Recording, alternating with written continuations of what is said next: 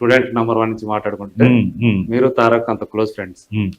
So Janata garage దాకా దాదాపు చాలా సినిమాల్లో మీరు మంచి మంచి పాత్ర మన సినిమాల్లో చేశారు కదా. సో ఇప్పుడు తను ఎట్లా ఉందంటే మీరు గమనిస్తూ ఉండుంటారు ప్రజెంట్ సినారియోలో, అంటే రాజకీయాల్లోకి తనను లాగటం. చంద్రబాబు నాయుడు గారు జైల్లో ఉంటే తను ఇంతవరకు స్పందించలేదని చెప్పేసి ఆ పార్టీ వాళ్ళు అతని మీద ఇచ్చేయటం. దీన్ని మీకు చూస్తామంటే being a friend of Tarak, మీకు ఏమనిపిస్తా ఉంది? ఏమనిపించడం అంటే స్పందించాలా, తనకు అసలు ఆ ఇంట్రెస్ట్ ఉందా, పాలిటిక్స్ రావాలని ఇంట్రెస్ట్ ఉందా? సార్ ఇంట్రెస్ట్ ఉన్న రోజున అతనే చెప్తాడు, ఏది వెల్ అహెడ్ చెప్తాడు. గతంలో అంటే ఒక 9 ఏళ్ల క్రితం, అంటే లాస్ట్ టైం అంత ముందు తను ప్రచారం కూడా చేసాడు కాబట్టి న్యాచురల్ గా తెలుగుదేశం పార్టీ అంటే ఇంక్లినేషన్ ఉండడం అవన్నీ అందరికి తెలిసిందే. ప్రచారం చేశాడు, చక్కగా మాట్లాడాడు, అందరూ ఉర్రూతలోగించాడు, అందరికి అసలు సమ్మోహనం అంటే కొన్ని లక్షల మంది ఉన్నా కానీ అలా అతని స్పీచ్ కి నివ్వరపోయి చూశారు. సో ఇవన్నీ ఇంట్రెస్ట్ డెఫినెట్ గా ఉండకుండా ఎలా ఉంటుంది కానీ ఇప్పుడు ఉండకపోవచ్చు, ఇంకో 5 ఏళ్ల తర్వాత ఉండొచ్చు. ప్రజెంట్ తన ఫోకస్ అంతా కెరీర్ మీద, అంతే కదా. మరి ఎట్లా అండి, సినిమాలు చేయాలి కదా. కానీ దీన్ని ఎలా చూస్తారు? దీన్ని అతని మీద ఒక నెగటివిటీని బాగా ప్రచారం చేస్తున్నారు. నాకు దాని మీద పెద్ద ఐడియా లేదండి. అంటే అది అందరూ నిజంగా నెగిటివ్ గా ఫీల్ అవుతున్నారా, లేకపోతే ఒక సెట్ ఆఫ్ పీపుల్ కూర్చొని నెగిటివ్ కామెంట్స్ పెట్టిస్తున్నారా అన్నది నాకు కరెక్ట్ గా తెలియట్లేదు. సోషల్ మీడియా అదే అంటున్నా అది ఇంత జరుగుతున్నా, ఇంత నెగిటివ్ అతని మీద ప్రచారంలోకి వస్తున్నా కానీ స్పందించట్లేదే. తను ఇది కూడా మళ్ళీ చేస్తున్నారు. సో అతను ఏంటి, ఎందుకు కామ్గా ఉంటున్నాడు అనేది ఒక ప్రశ్నలాగా తయారై, అది నాకు కరెక్ట్ గా డీటెయిల్స్ తెలియదు. మీరు ఆయనకి స్నేహితుడు కాబట్టి అనుకుంటూ ఉంటారా తెలియదు. అంటే కరెక్ట్ కళ్యాణ్ రామ్ కూడా, వాళ్ళ అన్నయ్య కళ్యాణ్ రామ్ కూడా దాని మీద ఎంతో స్పందించాలి, వాళ్ళిద్దరు అన్నదమ్ములు ఇద్దరు కూడా. అందుకే చెప్తున్నాను, నాకు డీటెయిల్స్ కరెక్ట్ తెలియనప్పుడు ఏంటి అనేది స్పందించలేదు.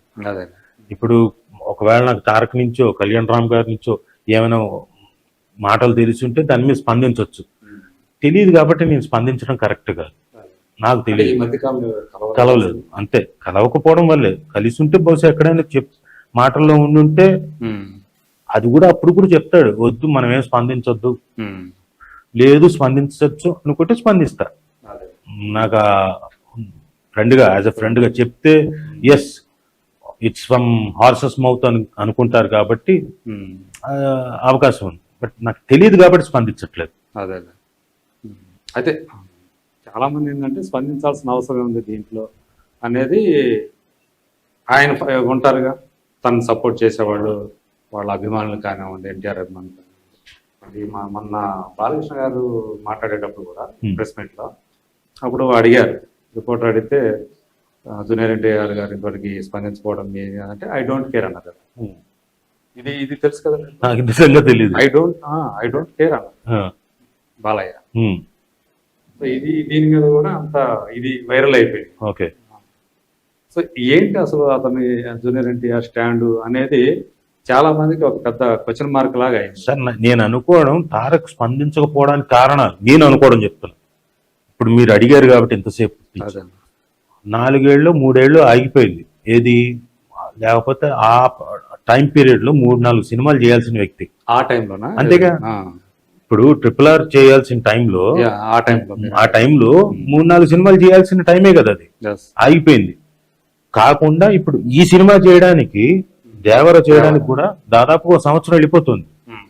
మ్యాగ్నానిమిటీ అద్భుతంగా, బిగ్ క్యాన్వాస్ మ్యాగ్నానిమిటీ ఉంది ఉన్న టైం. అంటే ఈ పీరియడ్ లో యాక్ట్ చేయాల్సిన నేను అనుకోవడం, తనకి న్యాచురల్ గా యాక్టింగ్ అంటే విపరీతం కదా, ఇంకా టైం ఉంది కదా చేయడానికి, వాటెవర్ ఇంకా రావడానికి కూడా టైం ఉంది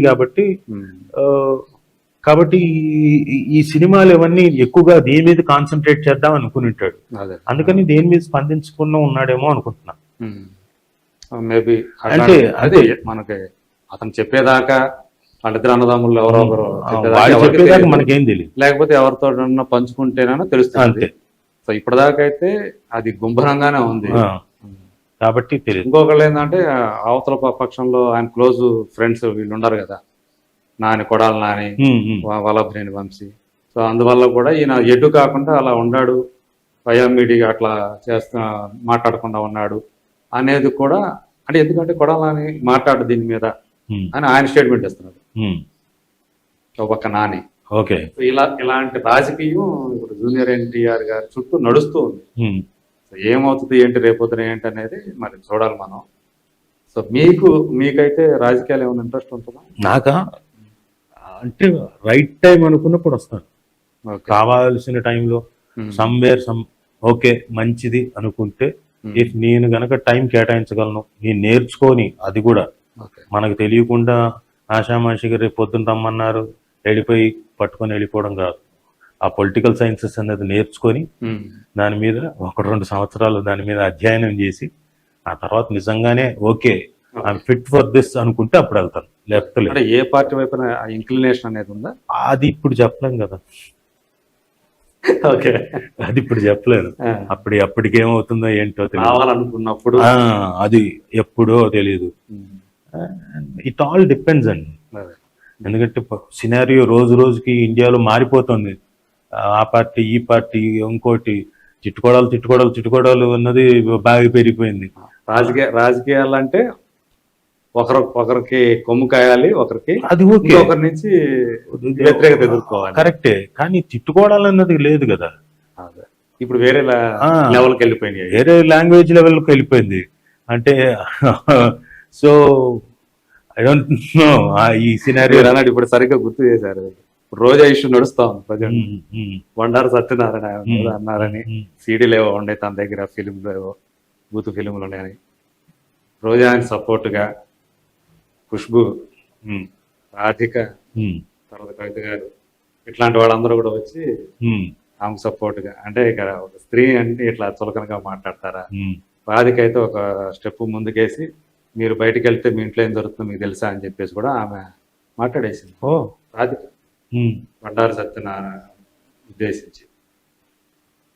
తిట్టుకునే కల్చర్ తగ్గినప్పుడు రావచ్చు నేను, లేకపోతే ఇంట్లో కూర్చోవచ్చు. మీరేనారా? మీరు ఇది తెలుసు కదా, ఇదైతే తెలుసు. తిట్టడం వరకు, తిట్టుకోవడం వరకు. సినిమా వాళ్ళ గురించి ఇలాంటి ఒపీనియన్లు, ఇలాంటి మాటలు మాట్లాడే వాళ్ళ గురించి మీరేమంటారు? అంటే డెఫినెట్ గా సార్ తప్పు సార్. ఒకటి, ఎందుకంటే సినిమా వాళ్ళు మీకు బోల్డ్ అంత ఎంటర్టైన్మెంట్ ఇస్తారు.